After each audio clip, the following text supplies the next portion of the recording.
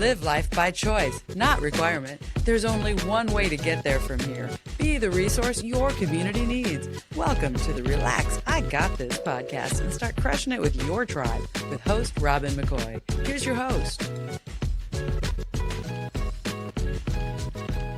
Hi, I'm Robin McCoy, Texas Realtor and Tribe Builder. Welcome to Relax, I Got This, crushing it with your tribe, where we share real talk about building business and life relationships. As a Texas Realtor, I'm in a unique position to meet and know so many different people in a wide range of industries. These people are my tribe, and I leverage them not only to help my business, but to help theirs as well. And today I am with Krysten Vaughan, who I live in awe of most of the time. Well, hello. Thanks for having me. I'm so glad you're here. Big intro.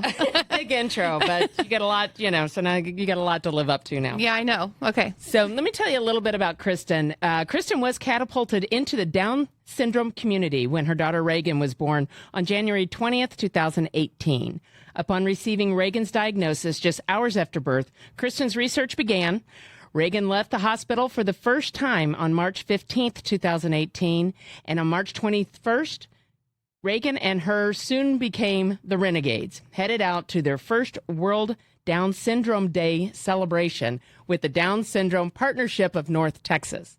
It was at this event where she was connected with a community that understood the journey they were embarking on. She connected with the Down Syndrome Partnership and committed to raising awareness to make the world a better place for Reagan and her extra chromey homies. Soon after World Down Syndrome Day, Krysten created a team to walk in the Step Up for Down Syndrome walk in October. After much brainstorming, they came up with Reagan's Renegades, thanks to their family friend, Summer McCormick. Reagan's tribe held their first third-party fundraiser in September of 2018 and were able to raise over $3,000 for the partnership.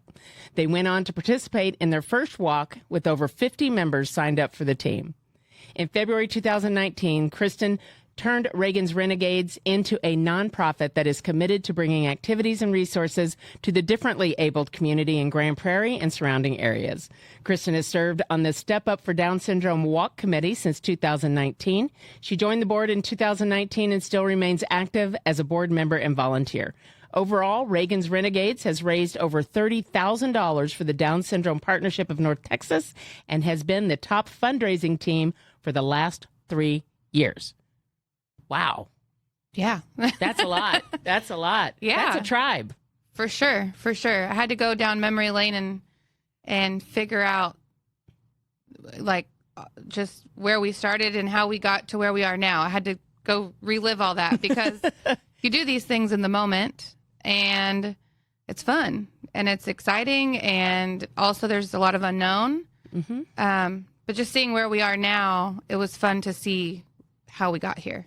Well, and that's what I mean. I'm kind of in awe of you in that, you're a full-time realtor. Yes.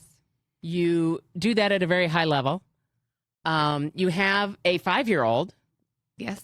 And you have Reagan, a 4-year-old. Yes. And you do all of that, the motherhood, the advocacy, your job, your family owns your own small business. I mean, you got a lot going on, girl. I do. Again, one of those things where you just go and do, and you're in the moment. So I think for me, when I started the real estate career, I didn't know how flexible I was really going to need to be. So I wanted the flexibility because I was having Riley. Yeah. And then along came Reagan. And I thought I was just going to pop out my second baby and go back to work. I was just going to head back to the office. And it didn't quite. Not so much. Didn't quite work out that way. She had a lot of surprises for us, including her diagnosis. That. Yeah, well, let's talk about that. So you got the diagnosis at birth. At birth. And what was the feeling? I mean, because I'm guessing you had, what the heck do I do now? Yeah. So I'll kind of very quickly recap those moments. My pregnancy and the birth was very much like my first daughter, who is typically developing. So everything was the same. And out came Reagan, no big deal. But she couldn't catch her breath. So she did finally turn pink and then she turned purple again. And we didn't know what was going on. The doctor that delivered her was an on-call doctor and said, "This one's going to bring a lot of spice to your life." And I had no idea what she meant by that in the moment. But looking back, I think she knew then that she had Down syndrome. Yeah.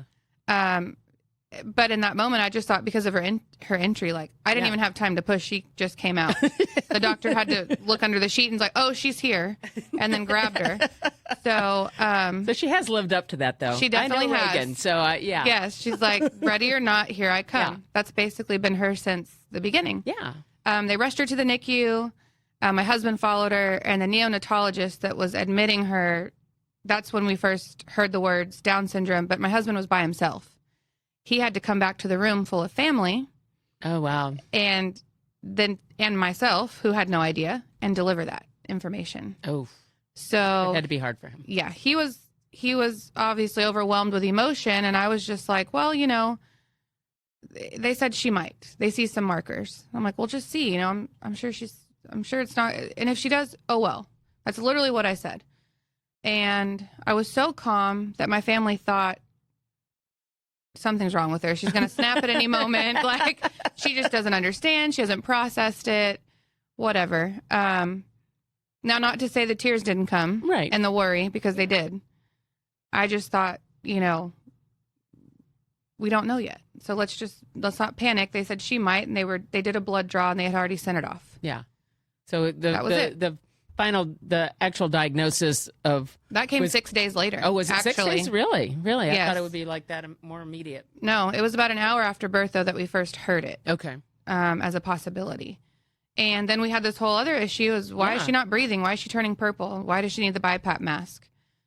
I'm more concerned about health. Yeah. Is she okay?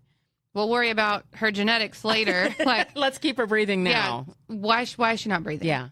And I didn't get to hold her. Nobody did. And I didn't really hold her until the following day. Wow, that had to be hard too. That was tough. Be really hard. Mm-hmm. So, you go through, and she's got some medical issues, right? She was in the hospital for what, 3 months? About 3 months?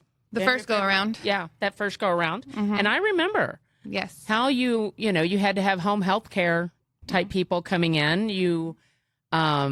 She's on a feeding tube to this day. To this day. As she relearns to eat. Yes. You've been managing this for 4 years, pretty close to 4 years Just now. about 4 years. How have you been able to do that? I mean, you've got a big tribe.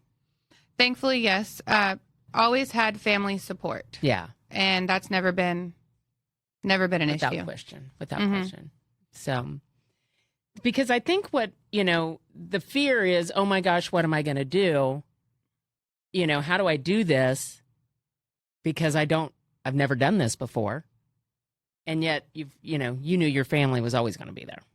Right. So whenever we were overwhelmed with the unknowns or the what ifs, we had family bringing us meals so that we could get back and forth from the NICU. Riley was still not even 2 years old yet, and she was not allowed in the NICU. So she didn't get to meet her sister until she came home the first time. So it was just high-fiving my husband on the way out and like, we're going to trade places because someone had to be home with her. But we wouldn't have been able to do all that we did then and all that we do now without the people around us. Yeah. So we're going to take a quick short break, and we'll be back to Relax, I Got This, Crushing It With Your Tribe on the OBBM Network.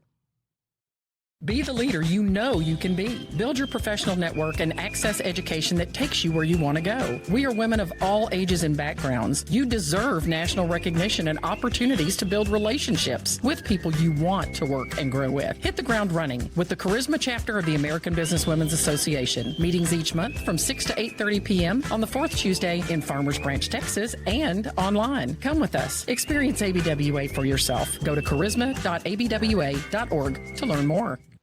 Local business? Don't get run over like a freight train. What if there were television and podcast studios right in your own backyard? Call 214-714-0495. OBBM Network Studios at Grace Point Media are DFW's full-service media solution for busy business owners who want to support their local community.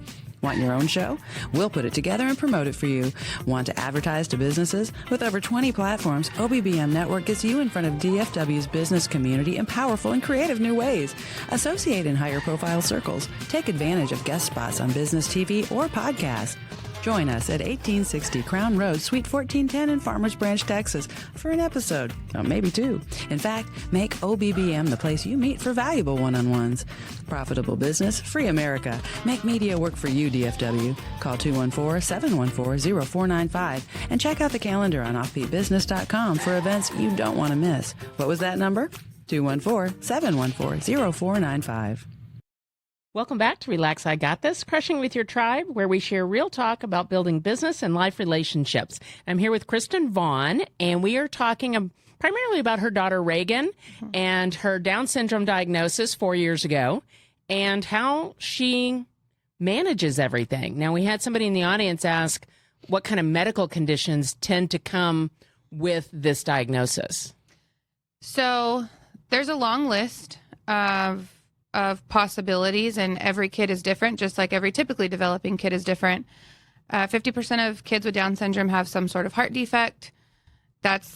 You're going to hear that a lot with relation to the diagnosis. There's some digestive issues. There are some airway issues. So everything that's cylindrical in structure in the body, your veins, your airways, your arteries, everything that's tubular, your ear canals, even your nostrils are more narrow. So Reagan has the tiniest nose, the tiniest ear canals. No doctor can ever see in them. And so you would assume that ear infections would be common, and they are in most kids. Thankfully, Reagan hasn't dealt with that either. They've even said her ears are too small to even put tubes in if she needed them. I mean, they're that small. So, and that comes with challenges. Just a common cold. This poor kid can't breathe out of her tiny little nose. Yeah. So we've got like a medical grade suction that we would use when she was a newborn, and just so many things that's not a huge hurdle, to be quite honest. There's a solution to that hurdle, but thankfully modern medicine is what it is. Yeah. And I think because of the heart surgeries and the other procedures that they can do now on the digestive tract and things like that, it has prolonged the life expectancy for people with Down syndrome. That's, it's almost like like you said, the narrow tubes are the easy part after you've gone through heart surgery, because Reagan had heart surgery. I remember when that was going on. She's had several things before she was a year old. Yes, the first year was the most difficult. She was what they call medically complex. And once she had her heart surgery, so when you have holes in your heart, you're basically it's like you ran a marathon just by being, because your heart is so overworked. So she was huffing and puffing all day long before her heart surgery, which causes a risk for eating, because if you have a liquid bottle in a child's mouth, they can aspirate if they're huffing and puffing. So that's where the feeding challenges come into play. And the feeding challenges are not directly correlated to Down syndrome. They're correlated to the heart defect. So you'll see a lot of what they call cardiac kids who will have the feeding tube. Wow. Okay. So, and as I understand it, she is still learning to eat again, because she essentially forgot how to eat, or never learned. Basically. Well, she ate by mouth at the beginning. She took a bottle every 3 hours on the dot. And there was a neonatologist that made an assumption that she was aspirating. We did not confirm that assumption, but she said, let's stop mouth feeds for a little while and do the NG tube, which goes through the nasal passage down into the stomach. But they also gave her an extra dose of diuretic every day, and then her lungs cleared up. So she just said, no more mouth feeding until we do a swallow study. We're going to discharge you. Come back for the swallow study in a week. Well, in that week that she was home, she got a respiratory virus. And then she was intubated for 2 weeks. Oh, my goodness. So we couldn't practice. Yeah. And your oral function is one of those things, if you don't use it, you lose it. And so she lost it. So we've basically just been reteaching her how to eat. And she's making progress. Yeah. It's just very slow. And now she's a three-nager, so there's some three-nager. There's some behavioral components that come along with it, like I don't want to do that, or attitude, whatever. Yeah. So it's the feeding just comes with challenges, but it's still anticipated to be a temporary thing. Okay, well that's good. That's good. Mm-hmm. So let's talk about this tribe you found. Right, I went to the most recent Step Up for Down Syndrome walk, and I was blown away by the people that were there and how amazing I was blown away. Tell me about how you found them. Yeah, so our first World Down Syndrome Day, which you talked about at the beginning, that was our first Down syndrome community event. And I don't know what made me go there. I mean, I was just like, I'm going to go learn about this. We're going to go and we're going to do it. We're going to figure this out. And yeah, we know we're not the only ones out here. Right. And it was the most refreshing, just beautiful day. It was out in Sundance Square in Fort Worth, blue and yellow everywhere because those are the Down syndrome awareness colors. People with Down syndrome are just, people think they're always happy. That's not true. I have pictures to prove it in video. But they don't sweat the small things, and they don't have a whole lot of reservations. They don't care what you think. So we could all use a little of that, couldn't we? 100%. But they dance like nobody's watching because they really don't care what you think. And so there was music and dancing, and it was just the best day. And I realized then, I'm like, this is really cool. You know, these are the only people that are going to understand what we're about to embark on. Yeah. And since then, we've made lifelong friends. I've been connected with a lot of people that helped me at different stages of Reagan's medical journey that I wouldn't have had otherwise. Yeah. If I had never plugged in and showed up that day. And then, here I am now. I'm in it. You're in it. I mean, yeah. And $30,000 in 3 years to support and advocate for your daughter. Yeah, I've made great connections in my community in Grand Prairie. And I think the biggest thing to me is that we've been able to make a ripple effect in our community. You know, we can do all the social media and the fundraisers we want, but until you involve the people around you and show them, like, hey, she deserves a spot here too, and she can do anything she wants to do. So don't put a limit on her. Yeah, I think there's a phrase, as a matter of fact, she can. Or something like that. That's like, on her shirt. Yeah, it's I know actually, I've seen that. It says, actually, she can. Yeah. And her shirt says, actually, I can. And we wear those shirts every year. Yeah. And that's the motto. She may not do it today, and she may not do it when Riley did it, but she can, and let's she talk will. about her sister a little bit. So Okay. how does Riley interact with her sister? What's their relationship? It's a typical sister relationship. So, the fighting and she took my toy and that kind of thing. Riley doesn't know. We've never outwardly told her that she has Down syndrome until recently. Mm-hmm. Riley's well beyond her years, and she's the perfect sister for Reagan. But we recently kind of started explaining, like, this is what Down syndrome is. It's genetic. But what it looks like to us is that it's going to take her longer to do things than most people. And you may have, some of your friends may not understand, some of her friends may not understand. And it's your job to help her teach them that it's okay. It's going to take her longer to talk. It's going to take her longer to read and write. And she may talk differently than you, but that's okay. And Riley really does stick up for her when those opportunities present themselves without fail. That's amazing. That's amazing. That's great. We're going to take another quick break. Well, we're going to go take a quick break and come back to Relax, I Got This, crushing it with your tribe on the OBBM network. When it's time to perform, it's too late to practice. First Safety Training in DFW supports local communities and churches through firearms training and nonviolent dispute resolution training. Understand the laws related to weapons and deadly force, handgun use and safety, and proper storage practices. A trained and licensed gun-carrying citizen will react quicker to protect themselves and others. Call 214-808-9757 to schedule your introduction to handguns, license to carry, active shooter, church security, and survival training. Be prepared for the best possible outcome of a weaponized attack. Make sure the law is on your side in the event deadly force is necessary. Call 214-808-9757 and work with former law enforcement trainers and range officers. Meet all municipal, county, state, and federal regulations. Understand your gun and how to care for it properly. Call First Safety Training at 214-808-9757 today.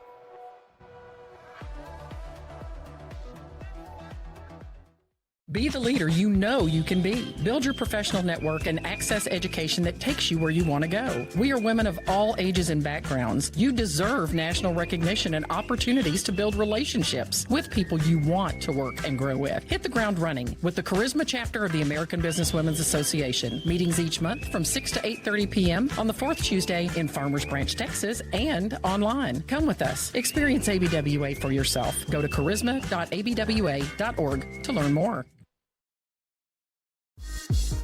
Still doing your own audio and video media? If you're creating your own video series, TV, podcasts, and ad files, you're not focused on your business. Your community needs you to keep being awesome, while professionals take care of audio and video details. Bet you didn't know your show could have a studio audience with Q&A. And applause. Take your TV and podcast show to the next level. Focus on managing the business end of your inner celebrity. Get over here to the OBBN Network Studios at Grace Point Media in Farmers Branch. Discover 3 state-of-the-art television studios, 2 podcast studios equipped for multiple participants and audience guests. OBBM Network Studios at Grace Point Media is the highest level of set direction, audio video production quality, network programming, and broadcasting for your business. Your message could be in front of people you want to reach right here in DFW and beyond. Call 214-714-0495 to talk through your ideas now. 214-714-0495. It's time to make media work for you.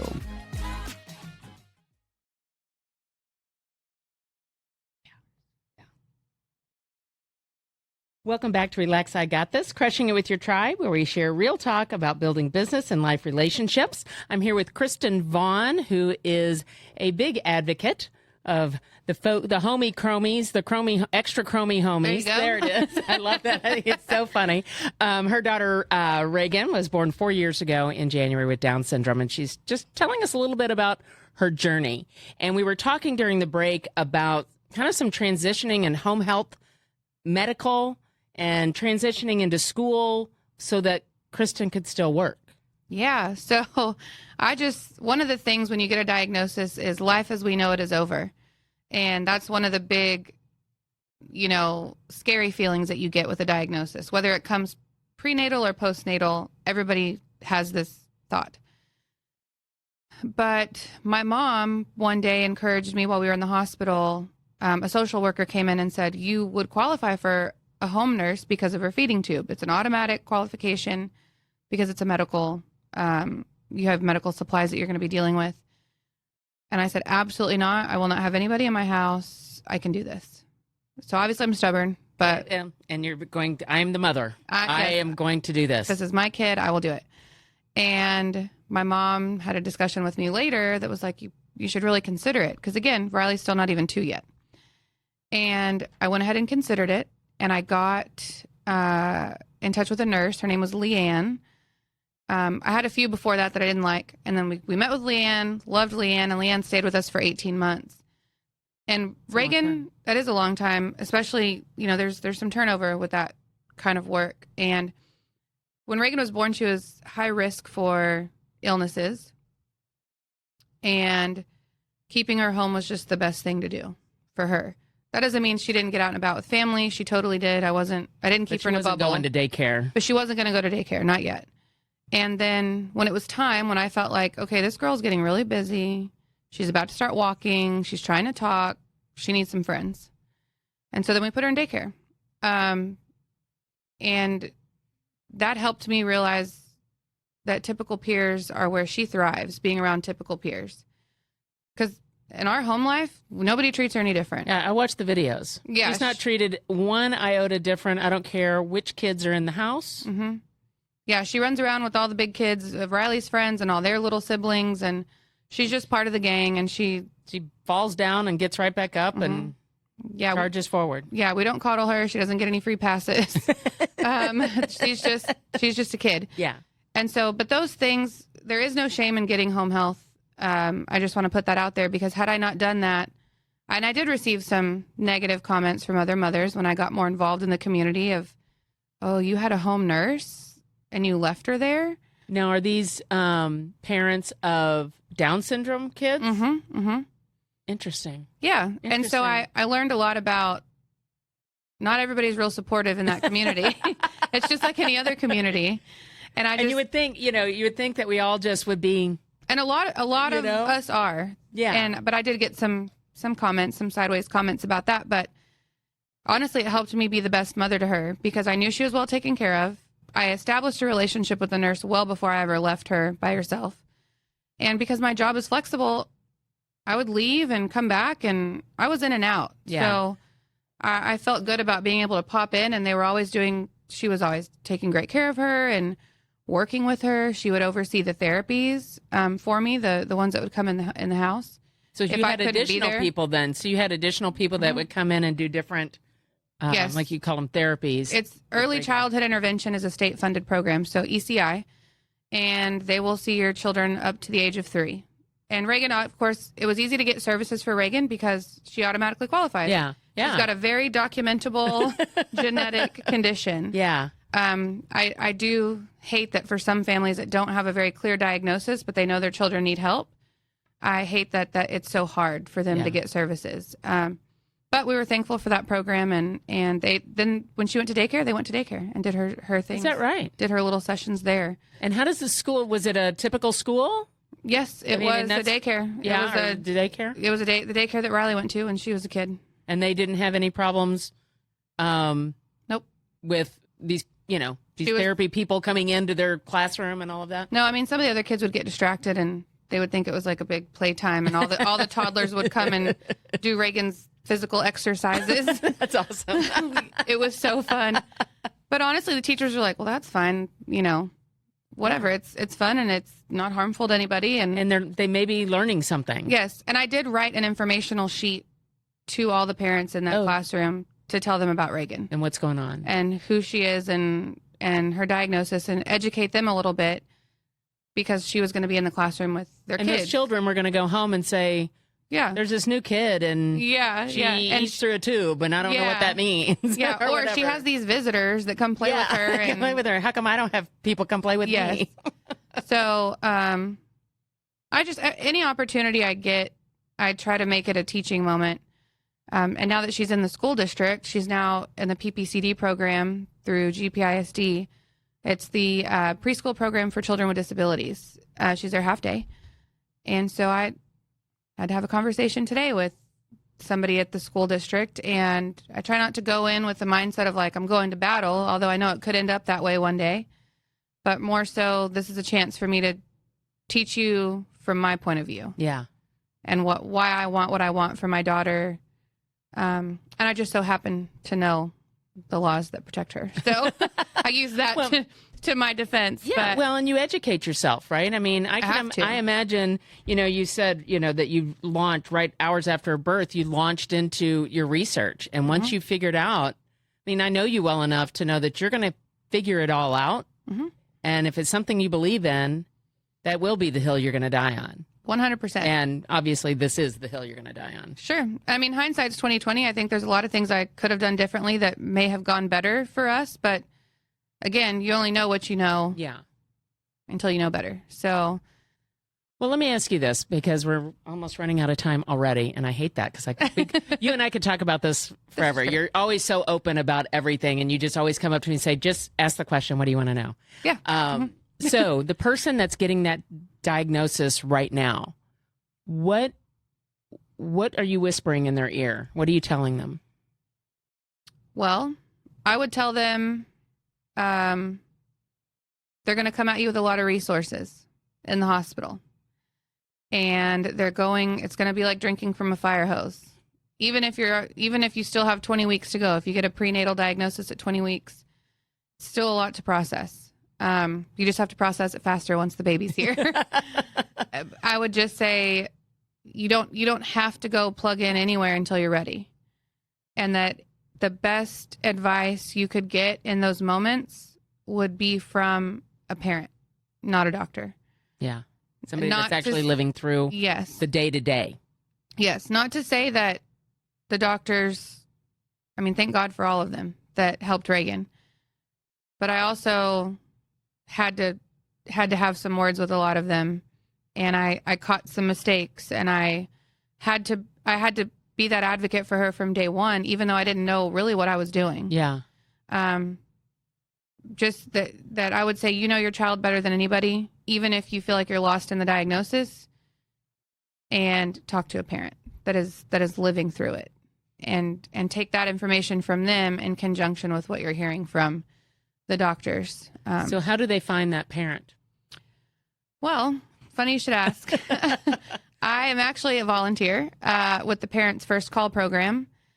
I was not ready to get that phone call when I got it. I did ask for it. And then when I got it, I wasn't ready to talk to anybody. But basically, they can ask for a phone call from a parent. And myself and several of my friends now, Lacey, Azure, they're all involved. They will reach out and just say, hey, congratulations. Because we don't always get a congratulations either. Oh, yeah. Yeah. Sadly. That's very sad. They'll say, congratulations. How are you doing? And it's an ear. It's an ear, and it's an I understand. It's a right in this moment, what do you need and what questions do you have? And I think that goes a long way. Yeah, I think so too, because you don't even know what you don't know. Exactly. You don't know what you don't know. So if someone does want to reach out, and whether it's volunteer, ask questions, give you a bunch of money for Reagan's Renegades, how do they do that? Well, I really need to set up a separate email, but right now I have an email address that you can reach me at. It's Krysten_Marie 33 at yahoo.com is my super, super personal email. And, anything. I can connect you with the Down Syndrome Partnership directly to the outreach. We have a new outreach coordinator. Her name's Ashley, and she will be setting up volunteer hours, and chances are I'll be volunteering at some of those things anyways, so I can, This isn't just for people that just had a baby with Down syndrome. This is for everybody. Yeah, I've had friends and family volunteer. We've had different youth organizations that come volunteer and help us out with different projects. Or if we have bike camps, and Riley came and volunteered with us for a bike camp, and her job was to be a cheerleader. So she was very good at that. She was encouraging the kids to ride their bike with pom-poms. That's awesome. Links to that, ladies know that I'll write that up in the text that people can find. Okay, awesome. So, well, thank you, Kyrsten, for joining me today. As a Texas realtor, I have the unique opportunity to meet great people in a wide range of industries. And if I can help you with any of your real estate needs, or if you need the services of anyone in my tribe, I hope you'll reach out. Make sure you check all the show notes. We'll have Krysten's contact information, where you can reach out for the North Dallas Partnership, all of those things, and how you can support the homies with extra chromies. Yes. I love that phrase. That just cracks me up. Yes. Who you're in business with matters. Thanks so much for dropping in. Come back and hear us again on Relax, I Got This, crushing it with your tribe. Thanks, Kyrsten. Thank you, Robin. You're the best. You've been listening to the Relax, I Got This podcast with Robin McCoy. To become a member of Robin's tribe or find out about guest and sponsor opportunities, call 214-226-3770. For DFW home sales information, go to robinmccoyrealty.com. Relax, I Got This, crushing it with your tribe is produced for the OBBM network and available wherever you're listening to podcasts. Unauthorized use of the Relax, I Got This podcast or the OBBM network podcast brands are strictly prohibited. Call 214-714-0495 for permission requests and program information.